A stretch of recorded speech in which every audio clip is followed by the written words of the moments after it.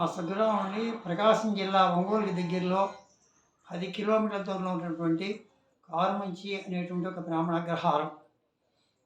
మీరు మన ఆఫీస్‌లో ఏ సంవత్సరంలో జాయిన్ అయ్యారు? నేను 1966వ సంవత్సరం జూన్ నెల 25వ తేదీ ఆఫీస్‌లో జాయిన్ ఏ అయ్యాను. సెక్షన్‌లో జాయిన్ అయ్యారు గుర్తుందా మీకు? మనీ ఆర్డర్ సెక్షన్‌లో జాయిన్ అయ్యాను. ఆహాహా! మీకు ఆఫీస్‌లో ఉన్న మంచి అనుభవాలు మన పాప గ్రూప్ సభ్యులతో పంచుకుంటారని చెప్పి నేను మనవి చేసుకుంటున్నాను. తప్పకుండా అండి. మొట్టమొదట ఉండలేండి. నేను పూర్వజన్మలో సు పూర్వజన్మ సుకృతం వల్ల నాకు ఈ ఆఫీసులో ఉద్యోగం దొరికింది. ఏజీఎస్ ఆఫీసులో సెలక్షన్ అయిన తర్వాత వాళ్ళు పోస్టల్ అకౌంట్స్‌కి నన్ను రిక్రూట్ చేసి అక్కడి నుంచి వాళ్ళు నన్ను మనీ ఆర్డర్ సెక్షన్‌లో వేశారు. ఆహా! ఆ మనీ ఆర్డర్ సెక్షన్‌లో వేసిన ఆ క్షణం నుంచి ఆ! నా జీవిత విధానం అంతా పూర్తిగా మారిపోయింది. చెప్పండి. అంతకుముందు ఆటగాయితనంగా హ్మ్. ఈ వ్యవహారాలు ఎక్కువగా ఉండి హ్మ్. ఇతర వ్యవహారాలతో ఎక్కువగా నిమగ్నమై ఉండేటువంటి నా మనస్తత్వం హ్మ్.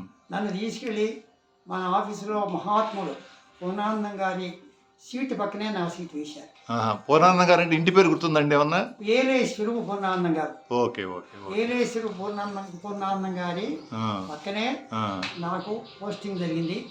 వారి వలన మీలో మార్పు వచ్చిందంటారు. నేను చేరిన క్షణం నుంచి వారి దుక్కులు హ్మ్. నా మీద పడి వారిని ఏం ఆకర్షించిందో కానీ నాకు తెలియదు. అది నా యొక్క పూర్వజన్మ సుకృతంగా నేను భావన చేస్తున్నాను. హ్మ్. ఆ రోజు నుంచి హ్మ్. నేను ఆ మర్యాద శిక్షణ అడుగుపెట్టినప్పటి నుంచి హ్మ్. నా జీవిత శైలి విధానం హ్మ్. మనోభావాలన్నీ కూడా వారు అప్పటి నుంచి కూడా నాలో ఏదో 4 మంచి మాటలు ప్రతిరోజు చెప్పడం, హ్మ్. లంచ్ టైంలో నాకు తీసుకెళ్ళి ఆత్మజ్ఞానానికి సంబంధించినటువంటి బోధన చేయటం, హ్మ్. అనేక భజన కీర్తనలు హ్మ్. ఆయన పాడటం నా చేపట్టి ఎక్స్టెంపోగా పాడేవారు వారు కూడా. హుహు. వారితో పాటు హ్మ్. వారు ఒక టీం ఉండేది. చెప్పండి. ధనంజయుడి గారు, ఆ! ఆ! ఆ! టి విశ్వపతి శాస్త్రి గారు, ఆ! భాగవతుల కృష్ణమూర్తి గారు, ఆ! డి మనోహర్ రెడ్డి గారు, ఆ! వీళ్ళందరూ కూడా మనోహర్ రెడ్డి గారును, ధనంజయుడు గారు నాకు కూడా కొంచెం తెలుసండి. వారి మీకు తెలుసు, పరిచయం తెలుసు. ఉంది. మిగతా వాళ్ళతో నాకు పెద్దగా పరిచయం లేదు. అది. చెప్పండి. చెప్పండి. ఆ, వీళ్ళు ఇదే గ్రూప్ అన్నట్టు ఈ గ్రూప్ ఉన్న వాళ్ళు. హ్మ్. వీళ్ళు ప్రతిరోజు ఈ యొక్క సత్సంగా ప్రతి కలవడం, హ్మ్. ఆ లంచ్ టైంలో వెళ్ళి ఆ పైన ఓవర్ హెడ్ ట్యాంక్ కింద కూర్చొని హ్మ్. ఆ స్వామి శివానందజీ రాసినటువంటి పుస్తకాలన్నింటినీ హ్మ్. చదవటం, వాటిని చక్కగా మననం చేసుకోవటం, హ్మ్. ఇటువంటి ఈ సత్సంగంలో సజ్జన సాంగత్యం. సజ్జన సాంగత్యంలో ఆ! ఉండటం వల్ల ఆ! నా జీవిత విధానం మారిపోయింది. ఆ! ఆ రోజు నుంచి ఆ తర్వాత ఆ! నేను వారి దగ్గర ఉపదేశం కూడా తీసుకున్నాను. ఓహో! పూర్ణానంద గారి దగ్గర ఆ! వారితో పాటు ఎంతో ఆనందాన్ని అనుభవించాను. ఆ! అలాగే మన మిత్రులు మన ఆఫీసులో ఉన్నటువంటి చాలామంది కూడా అదేలెండి. ఆత్మీయులేనండి నిజంగా. హ్మ్. హ్మ్. అటువంటి ఆఫీసులో హ్మ్. నేను భగవంతుడు నన్ను పెట్టడం నాకు పూర్వజన్మ సుకృతంగా నేను భావన చేశాను. చాలా సంతోషం అండి. మరి అట్లానే ఆఫీసు గురించి చెప్పారు. ఏదైనా మీకు అంటే మర్చిపోలేని మంచి అనుభూతులు ఆఫీస్‌లో ఏమన్నా ఉంటే 1, 2 పంచుకోగలరా? మర్చిపోలేని అనుభూతులు అంటే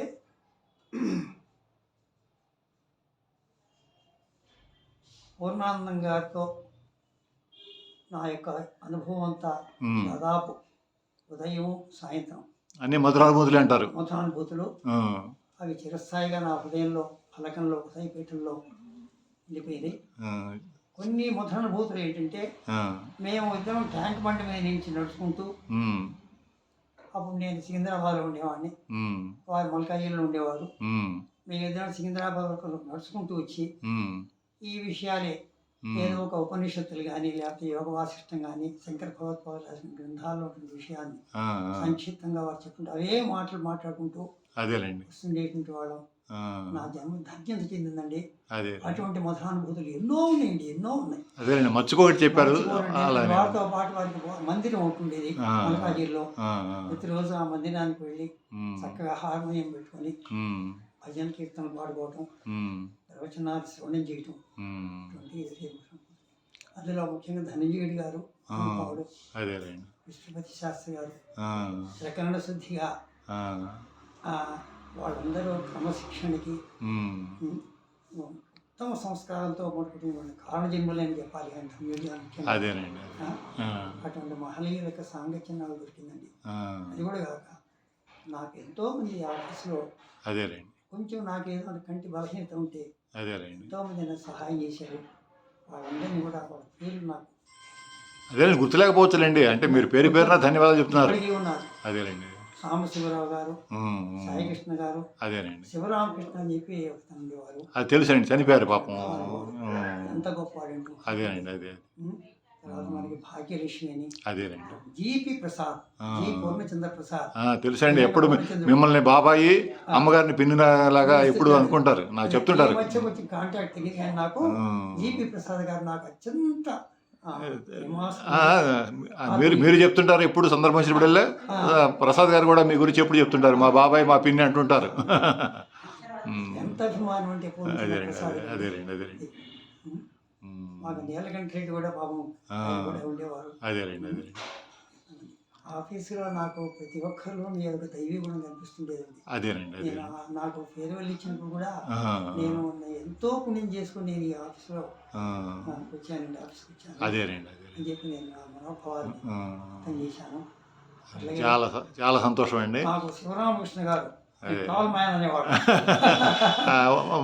నా విషయాలు వద్దులేండి, ఎందుకంటే ప్రతిరోజు లంచ్ టైంలో జీపీఎఫ్ సెక్షన్ ఓపెన్ చేసినప్పుడు లంచ్ టేబుల్ మీ ఇద్దరం కూర్చొని జయదేవుడి యొక్క అష్టపదులు, ఆయన మహాసంగీత ప్రియులు, ఏదో మీ అభిమానం. అందుకని నన్ను తండ్రిగా భావిస్తూ ఇంత ఆదరాభిమానాలతో మీరు మిమ్మల్ని చూస్తుంటేనే ఆ పూజాభావం కలిగిద్దండి. ఉన్నటువంటి సంస్కారాలు హనుమంతరావు గారు, మరి ఇంకా మీరు ఈ మంచి మధురానుభూతుల గురించి చెప్పారు. ఏదైనా చేదు అనుభవం అంటూ ఏమన్నా ఉందా లేదా? నాకు చేదు అనుభవం అనేటువంటిది లేదండి. ఆఫీస్ చాలా సంతోషం, అది అదృష్టం, మీ అదృష్టం. నాకు చేదుగా ఎప్పుడన్నా ఏదన్నా అనిపించలేదు నాకు ఇప్పుడు కూడా. అదే అది మీ మంచితనం అండి. నాకు ఇప్పుడు మనసులో రావట్లేదు. నాకు ఆఫీస్కి వచ్చినప్పటి నుంచి మళ్ళీ సాయంత్రం బయలుదేరి మధురానుభూతి లేదప్ప. ఓ చాలా సంతోషం, మీరు అదృష్టం అది. నన్ను అందరూ ఆదరించారు. అదేలేండి. నాలో ఒక బలహీనత కూడా ప్రతి ఒక్కరు అదేలేండి. గౌరవించారండి. అదే మంచి మనసు ఉంది కాబట్టి మీరు మీ మంచి మనసుకి వాళ్ళు కూడా అట్లా సంతోషపడి మీకు ఇచ్చేశారు. మన ఆఫీసులో పనిచేసిన వాడు చాలా మంది అందరి దగ్గర నుంచి నేను ఒక బోధ, దివ్యమైన బోధనే గ్రహించానే తప్ప అదేలేండి ఎవరిలోనూ మచ్చలేనటువంటి వ్యక్తులండి ఆఫీసులో. మీరు మన పాప సభ్యుల కోసం మీరు ఏమన్నా 4 మంచి మాటలు చెప్తే అది సంతోషిస్తామండి. ముఖ్యంగా మనకి ఈ నలజన్మ దుర్లభమైనటువంటిది. దుర్లభం త్రైమేవతు దైవానుగ్రహేతుము మనుష్యత్వం మముక్షత్వం మహాపురుష సంశయ అన్నట్టుగా భావం కూడా చెప్పండి. మనుష్యత్వం అంటే ఎన్నో కోటాను కోట్ల జన్మల్లో చేసిన పుణ్యాతిశయం వల్ల మనుష్య జన్మ వచ్చింది. అవునండి. ఆ మనుష్య జన్మ 84 లక్షల జీవరాశుల్లో ఒకటి, అంటే 1/84 lakhs. ఓకే. అవకాశం వచ్చిందంటే 1/84 lakhs అవసరం. ఎంతో పుణ్యం చేసుకుంటే కానీ రాదు. అది అవునండి. అది వచ్చిన తర్వాత మహాపురుష సంశయ, మంచి వంశంలో పుట్టి మంచి ఆలోచనలతో మంచి విద్యావంతులైన కుటుంబంలో పుట్టడం అది ఇంకా దుర్లభం. అదేనండి. మహాపురుష సంశయ, నేను మహాపురుష సంశయ అంటే ఇప్పుడు నా యొక్క అదృష్టం ఏమిటో కానీ మన పూర్ణానంద స్వామి వారు, ధనుంజయుడి గారు, మనోహరెడ్డి గారు చాలా చాలా ఆధ్యాత్మిక వికాసం కలిగినటువంటి వాళ్ళు, ఎన్నో అనుభూతులు వాళ్ళు. అటువంటి ఈ 3 దుర్లభమైనటువంటి నాకు కలిగింది కాబట్టి మీ అందరు కూడాను ఇప్పుడు మహత్తరమైన సేవ చేస్తున్నారు. ఈ పెన్షనర్స్ అసోసియేషన్ అని చెప్పి అందరికీ నిష్కామంగా సేవలు అందిస్తున్నారు ఇప్పుడు కూడాను. ఈ సేవలు కూడా ఎన్నో పూజలు చేసినటువంటి దాంతో సమానం అవుతుంది కూడా. కాబట్టి కేవలము మన సభ్యులందరూ కూడాను ప్రతినిత్యం కూడాను ప్రాపంచిక వ్యవహారాల్లోకి మనసు ఎక్కువ పోతుంటుంది కాబట్టి, అంటే వరల్డ్ కాన్షియస్నెస్, వరల్డ్ కాన్షియస్నెస్ నుంచి గాడ్ కాన్షియస్నెస్ తీసుకునేటువంటి ప్రయత్నం. గాడ్ కాన్షియస్నెస్ మన మనసు ఎంతసేపు మన సంపద మీద ఎందుకంటే గడిచినటువంటి క్షణం మళ్ళీ తిరిగి రాదు. కాదు కాబట్టి ఆయుర్నశ్యతి పశ్యతాం దినదిని అంటాడు శంకర భగవత్పాదులు.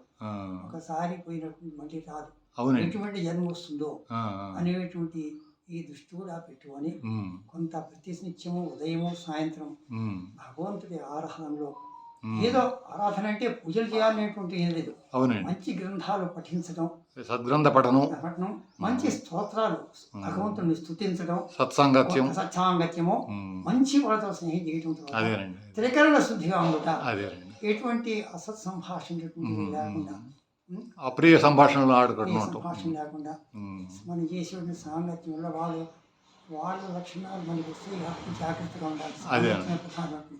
సత్సంగత్వే నిత్సంగత్వం అని ప్రారంభం చేశారు సంగతి. మనిషి ఆధ్యాత్మిక మార్గంలో పయనించాలంటే మొదటిది ప్రథమమైనటువంటి సోపానం సత్సంగమేనండి. అటువంటి సత్సంగాల్లో చేసుకుంటూ మన పాపా గ్రూపులో సభ్యులందరూ కూడా యూనియన్ లీడర్స్ ఉన్నారు, సత్యనారాయణ గారు ఉన్నారు, ఏపీ శాస్త్రి గారు ఉన్నారు, వాళ్ళందరూ అద్భుతమైన సేవ చేశారు. ఇప్పుడు వాళ్ళు సర్వీస్లో ఉన్నప్పుడు కూడా అది కూడా పూజేనండి. అవునండి, ఎందుకంటే సేవాభావం, సేవాభావం. వాళ్ళకి కావలసినటువంటి ఏది కావాలంటే అది ఫైట్ చేసి, ధర్మం కోసం ఫైట్ చేసి అధికారులతో ఆ ధర్మాన్ని సాధించే నిరసయం కష్టపడి అటువంటి సేవలన్నింటినీ కూడా నేను నా యొక్క అభినందనలు చేస్తున్నాము. సంపూర్ణమైనటువంటి నా యొక్క మీ ఆశీస్సులే కావాలి, ఆశీస్సుని అందజేస్తున్నాను. ఇప్పుడు మరి మహాదేవ్ గారు కూడా ఉన్నారు. అవునండి, మహాదేవ్ గారు కూడా ఇప్పటికీ ఆయన ప్రాతకాలంలో బ్రాహ్మీ ముహూర్తంలో లేచి చక్కగా చన్నీళ్ళు స్నానం చేసి అన్ని సీజన్స్లో స్తోత్రాలన్నీ కూడా చేస్తుంటాడు మహానుభావుడు. కొంతమంది చేసేటువంటి మనకి వ్యక్తం కాదు, అటువంటి మహనీయులంతా ఉన్నటువంటి ఈ ఆశ్రమం, ఈ ఆఫీస్లో మీ అందరితో నేను కలిసి ఉండటం, 37 సంవత్సరాల సర్వీస్ నాకు పూర్తయిందంటే 7 సంవత్సరాలు అద్భుతమైనటువంటి అనుభూతున్నాను. సంపూర్ణమైనటువంటి ఆ జగన్మాత యొక్క ఆశీస్సులు మీ అందరికీ కలిగి మీరు చక్కని ఆరోగ్యాన్ని, భగవంతుడు ముఖ్యం ఆరోగ్యం ఇవ్వాలండి. మనిషికి కావాల్సిన ఆరోగ్యము, శాంతి, శాంతత. మనస్సు ఎంతసేపు ఘర్షణ పడుతూ ఉంటుంది. అవునండి, ఆ కదలికలు ఎక్కువైపోతుంటాయి, చంచలత్వం. అసంశయం మహాబాహో మనో దుర్నిగ్రహం చలం అంటే కృష్ణ పరమాత్మ కూడా ఈ మనస్సు నిగ్రహించడం కూడా చాలా కష్టమే. అందుకని కొన్ని జన్మల్లో అటువంటి మనం సాధన చేస్తే తప్ప అది చేయదు. నేను కూడా ఈ మాటలు చెబుతున్నానంటే ఒక సాధకుడుగా నేను ఆ మార్గంలో వెళ్తున్నాను కాబట్టి అవే మాటలు చెప్పగలుగుతున్నాను. ఒక క్రమశిక్షణతో చేయడం, మనస్సులో ఎంతసేపు నిరంతరం జపం ఏదో చేసుకుంటూ ఉంటాం. చేతైన మాధవ సేవ కాబట్టి చేస్తూ ఉంటాం. ఇవన్నీ ఈ పుణ్య సంస్కారాలను మూటగట్టుకొని ఈ జన్మలో ఎక్కువ పుణ్య సంస్కారాలు మూటగట్టుకొని ఇంకా అద్భుతమైనటువంటి ఉత్తమమైన జన్మ మనకి తప్పకుండా వస్తుంది. అంటే జన్మ భయం అనేటువంటి ప్లాన్ అదండి. చెప్పాగా 84 లక్షల జీవరాశులు, అందుకని అది చాలా ఈ విషయాన్ని గమనించగలదని చెప్పి అర్థం చేస్తున్నాను. మీకు కూడానండి ఆ జగన్మాత ఆశీస్సుల అనుగ్రహం వలన సంపూర్ణ ఆయు ఆరోగ్య ఆనంద ఐశ్వర్యాలతో సుఖ సంతోషాలతో భోగభాగ్యాలతో ఎంతో ఆనందమయంగా మీ జీవితం కొనసాగాలని, మీరు మీ పిల్లలు ఆశించిన విధంగా మీరు ఎంతో ఆనందంతో గడపాలని, అందుకు అవసరమైనవన్నీ సకలాభీష్ట వరప్రదాయని జగన్మాత చాముండేశ్వరి మీకు అనుగ్రహించి ఆశీర్వదించాలని మనఃపూర్వకంగా నేను ప్రార్థిస్తూ, మీరు మీతో మాట్లాడుతున్న చాలా సంతోషంగా ఉందండి. ఇంకో వేరే దాంట్లో మనం 2-3 పాటలు పాడి వినిపించుకుందాం.